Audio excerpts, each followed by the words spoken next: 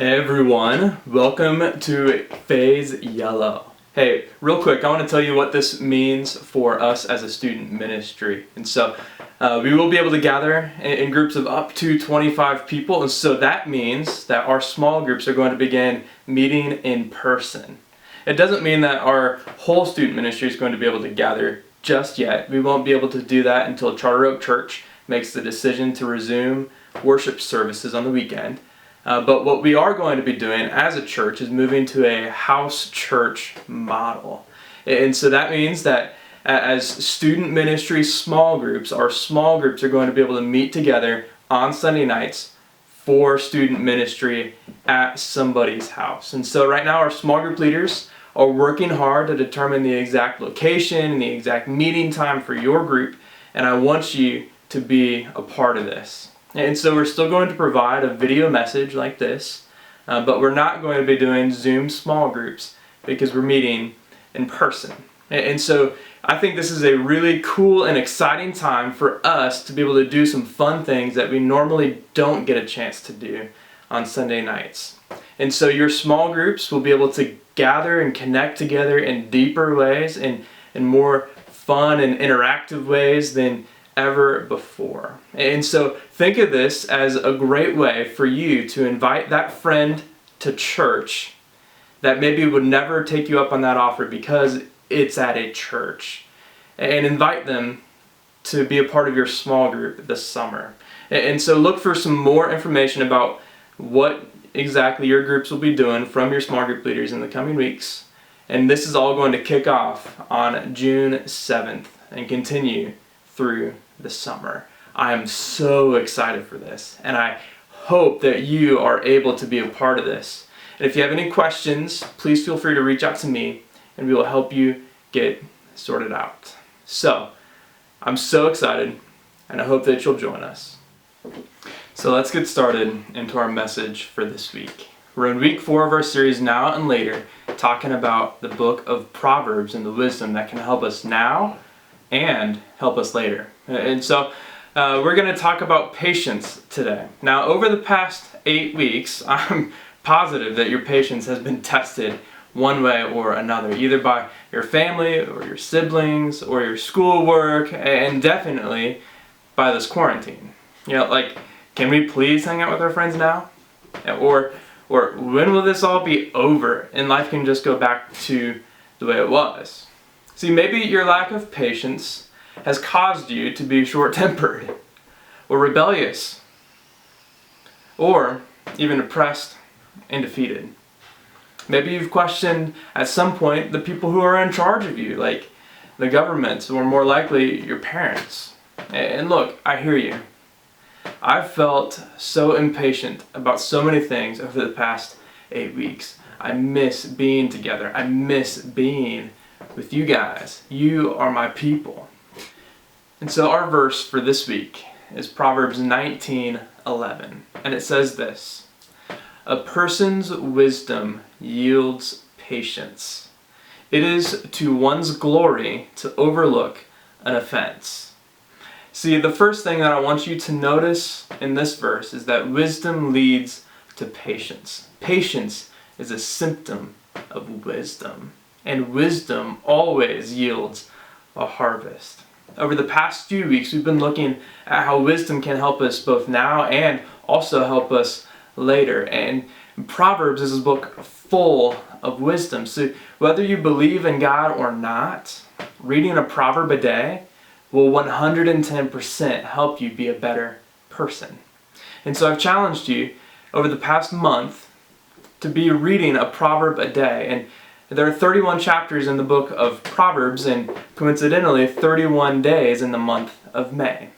And so I've been doing this as well. And so as I've been reading through Proverbs this month, one thing that I've learned is that wisdom is hard.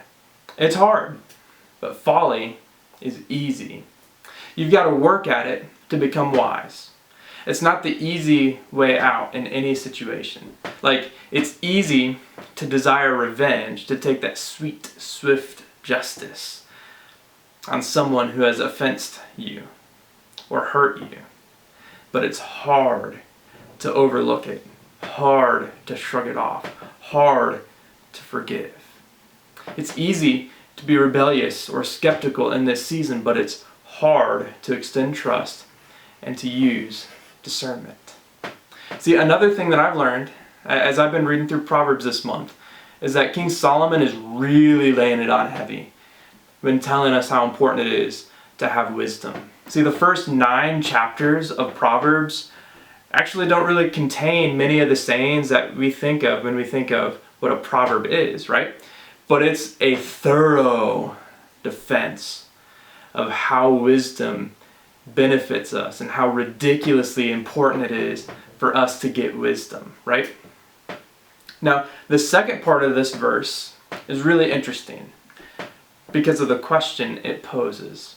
So how is it better for me to overlook an offense, isn't that like turning the other cheek, than it is to defend myself from that offense and do some of my own butt kicking? See, let me connect the dots for you. This is the central component of the Christian faith. The whole big idea is that God would send Jesus to overlook our offenses towards him. And more than just overlook, but to take on the consequences that were rightfully ours and die for us. And so when we look at this verse and it tells us to overlook our offenses, when we do this, it changes us. It helps us understand what God has done for us. His grace is huge. His patience with us, that God would continue to give us time and chance and chance and chance and time over again to come back to him and to live a life that follows him, is huge. And so when we do that for others, man, it changes us. And we start to understand what it feels like when Jesus died in our place. So, how do we look over the offenses that people have given to us or the wrongs that they have done? Well, simply they consider what might be going on in their life first. See, in other words, overlooking an offense means not just looking past what is happening to you right now, but also looking towards what might be happening in that person's life. It's learning to see yourself as a part of the story, but not the whole story. And that brings us to the bottom line for tonight. That patient people know that there's more to the story. Simply put, a wise person can see beyond the immediate circumstances and beyond themselves. Wisdom gives you patience. And understanding a situation fully gives you patience. Wise people are patient people with themselves and with others. Which makes the opposite true. Unwise people are impatient people. And an unwise person is someone who believes that they know best. See, Jesus considered us. He considered you. Every choice that I've ever made, everything that I've ever thought or done, all the wrong in my life, all the wrong in your life, and he chose to overlook it.